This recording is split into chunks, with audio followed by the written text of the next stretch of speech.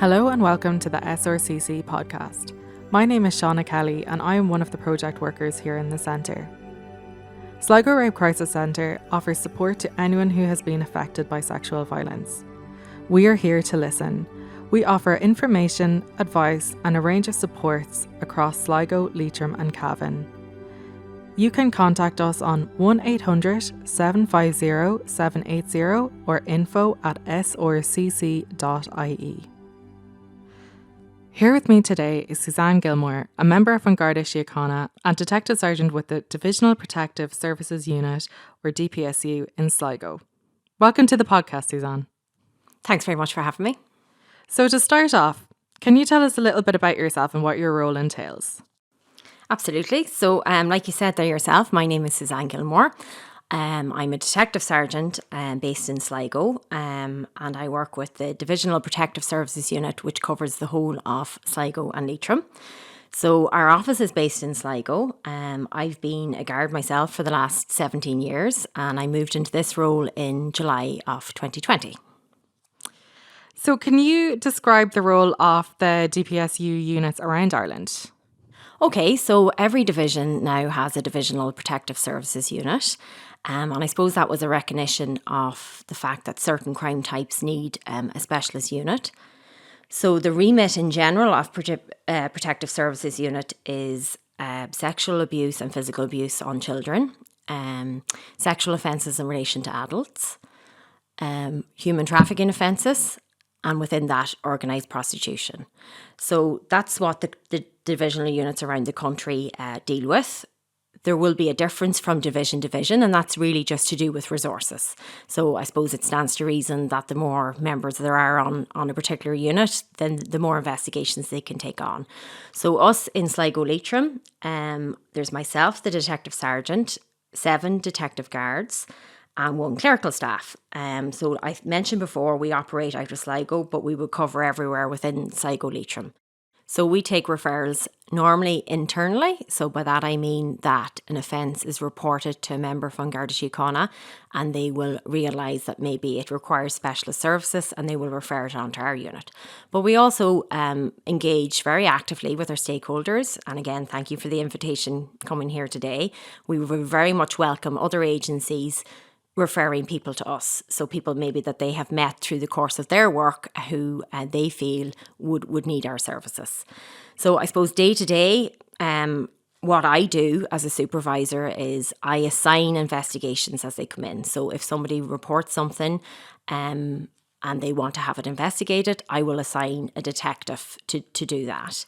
And then I supervise that investigation. So that's my own role. The detectives themselves will be the point of contact for that person throughout the entirety of the investigation. So that means that they will sit down with them and they will explain step by step what is actually involved in the investigation and be with them throughout. And that might be the person just wanting to initially report it, but never actually taking it any further. Or it may be somebody who reports an offence and it goes the whole way through and that same detective will be with them up to the conclusion of the court case. And can you tell us a little bit more about what a person can expect when they go to make a report to the guards? Absolutely. So I suppose the first thing I would say is that there is no one standard. Every case is dealt with on an individual basis. And I suppose we would certainly acknowledge that everyone's experiences are different. So for example, somebody might have had something that's happened to them quite recently, or they might have had something that they have been processing for many, many years and have only just decided to come to the guards to report it. So maybe first of all, if I talk about somebody who has just experienced something quite recently, the majority of people, when they decide to report something to the guards, actually make a phone call or they'll come in to a guard station. Again, I can't say definitively what exactly will happen because everyone's experience is slightly different. But normally when you present at a Garda station, you'll meet with a member who is in uniform and you will ask them, you will tell them that you would like to report something. I think it's really important to note at this point that you're certainly entitled to ask that person, can you speak to them in private? You can say it's a sensitive matter, I'd like to speak to somebody in private. And that will allow them to kind of gauge from you that you want to be taken somewhere different rather than having to stand. I think sometimes people think that when they're asked, in a Garda station what they want to report, that they have to say everything then and there. That's absolutely not the case. So just signal to the person that you meet that you'd like to discuss it in private. You'll be brought then, hopefully, to a private area to speak to somebody one-on-one normally. And then that is the person then that you give your report to. So by reporting something, what we mean is that you tell the guard that you're dealing with the brief details of what it is that you want to report. And the guard may ask you some questions about that, and that is purely to just establish what the next steps are. So if something has happened to you quite recently, we have an obligation to see if we can get whatever evidence we can. So that might mean that it's evidence that's actually on your person, or that might mean other evidence surrounding the crime itself. So if something has happened to you quite recently, a sexual offence, the guard probably will discuss with you an early evidence kit. And that is a very simple procedure that the guard will talk you through, but that is just to make sure that we get the best evidence that we can early on. I know that somebody else is probably going to speak in relation to a full forensic examination, but that's something that the guards can organise for you as well. They may also ask you questions about where something happened and when it happened, and that again is to allow us to make decisions around getting CCTV and things like that. So the priority actions is what we would call them, as in things that we have to do to be able to secure the evidence that we need should you decide that you want the matter fully investigated. So that's what we would call a report. Whether or not you choose to formalise your complaint and have the matter investigated will always be a matter for yourself. And that's something that we would encourage you to take a little bit of time to think about. We certainly wouldn't put anyone under any pressure to make a statement as soon as they walk into a Garda station. I think sometimes people have an idea that that is something that they'll be required to do, and I would just like to reassure people that that is certainly not the case. You can report something, it will be recorded on our system, and then somebody will be assigned to it, and that person will be your point of contact, and they will help you make your decision around whether or not you want to formalise your complaint. So it might be a bit useful to talk about what that means next. So actually formalising your complaint. So formalising your complaint would mean that you would sit down with a guard and you would tell them the whole story from start to finish about what's happened. So like I said earlier, nobody is the same. Everyone's experience is different. So that might be once-off incident, something that's happened to you, or unfortunately for some people, it could be something that's happened over a prolonged period of time. So you tell your full story to the guard, it's written down formally, and then you're asked to sign that. And that's essentially your complaint. And that complaint allows an investigation to be initiated. And then it's up to the guard that's assigned to it to gather all the evidence around it. And that might include talking to other people, inviting other people to make statements, like I said before, getting CCTV, things like that. So that's what we term an actual investigation and an actual complaint. So I suppose at what point does DPSU become involved is important to look at. So again, the practice might differ. I would just like to reassure people, like regardless of what guard you deal with, they will deal with you compassionately. Everybody is trained in the area, but you may be assigned a detective from my unit, depending on the incident that you're reporting. So that detective then will be with you throughout. So that's kind of our day-to-day, what we do, and that's what people can expect if they want to report an incident. I would just really encourage people, if they do want to report something, to view it very much as a step-by-step process, and we do not underestimate at all how hard it is to make that initial report. But once you make that report, you'll be guided through everything step-by-step afterwards, and it will always be a matter for yourself how much you want to engage with that. So another thing just to make clear as well is I mentioned before that when you report something, it's entered on our computer system. If it's a sexual offence, it's restricted access. So it will only be the person that's actually investigating the incident and somebody like myself who's a supervisor who would have access to it. Thanks so much for that, Suzanne. That's really great information. I just want to raise one point as well.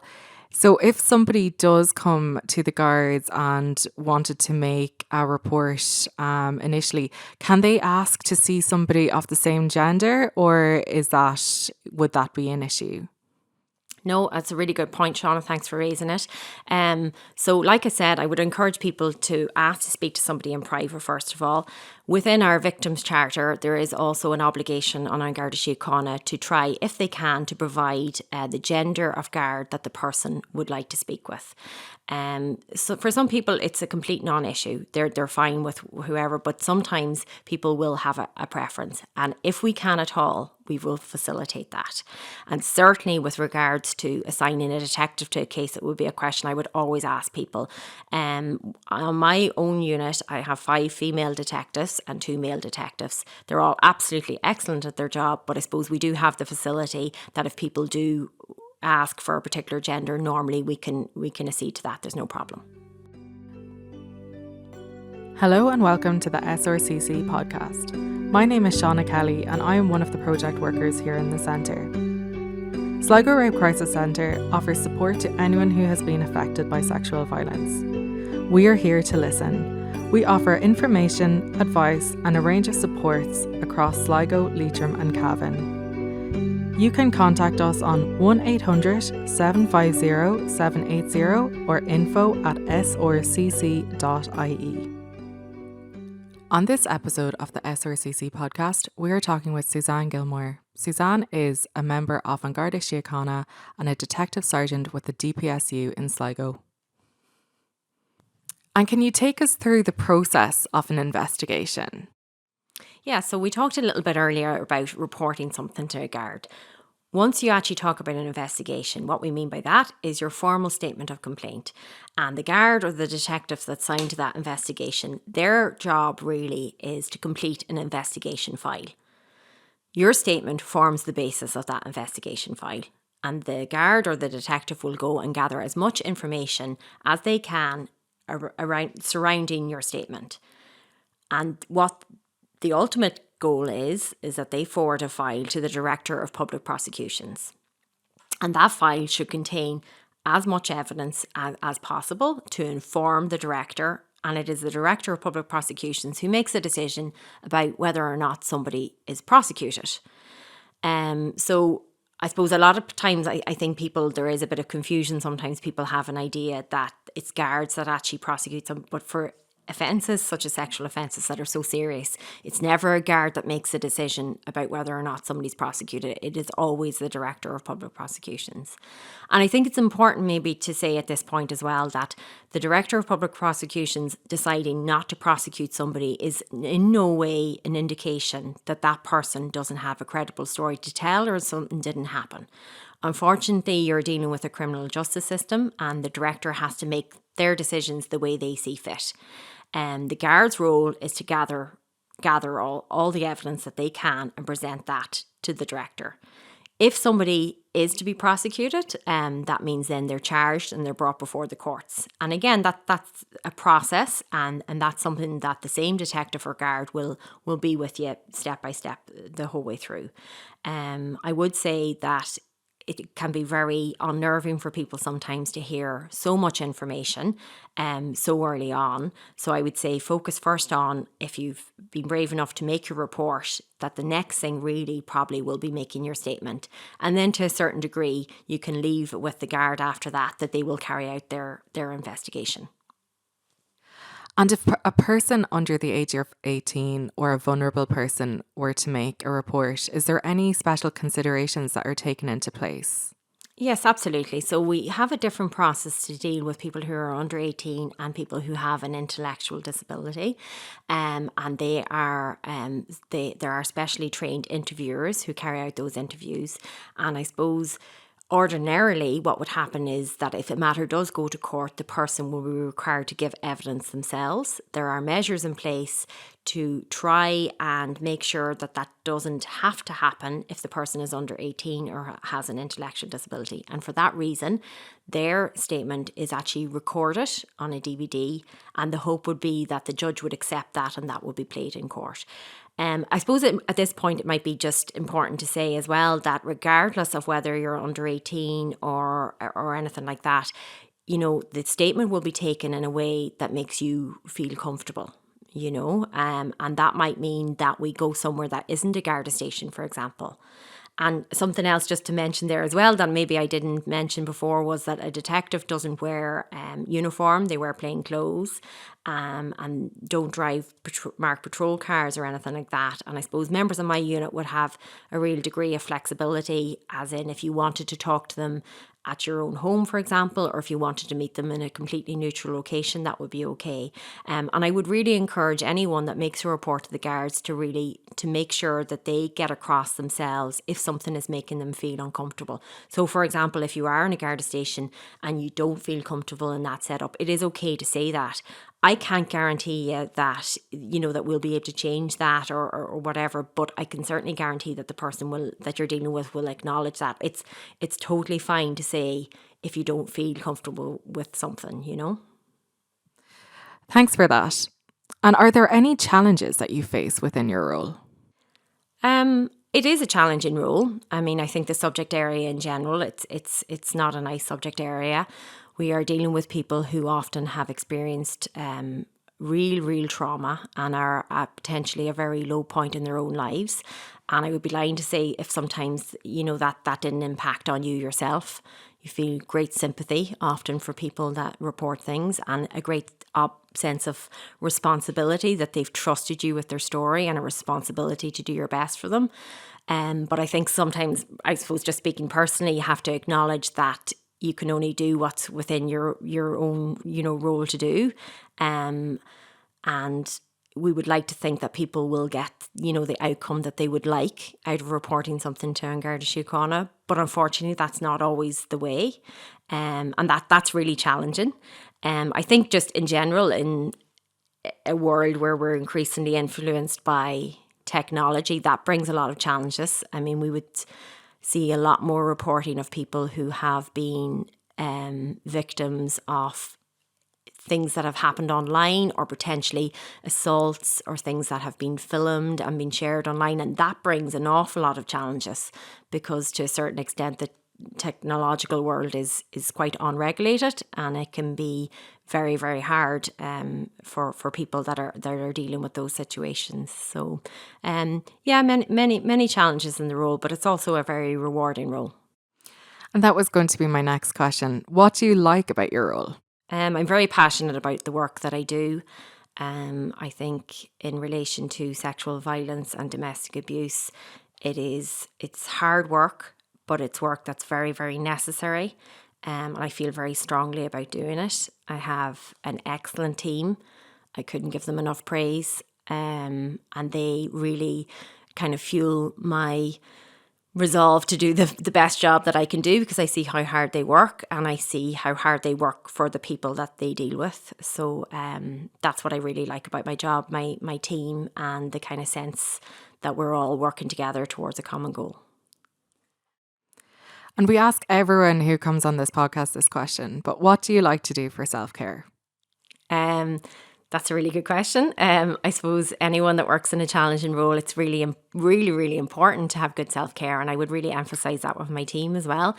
I think for me, anything that makes you smile or laugh is self-care. It's really good to be good to yourself. So I really enjoy just spending time with friends and I like to travel. I'm just back from walking the Camino. So that was really enjoyable. So I think just, look after yourself. And I think like one of my tips around self-care would be to try and carve out a little part in your day if you can at all, even just something simple like going for a nice cup of coffee or something like that it can be really good little boost. That sounds great. And just to finish up, is there anything else you would like to share with those who are affected by sexual violence?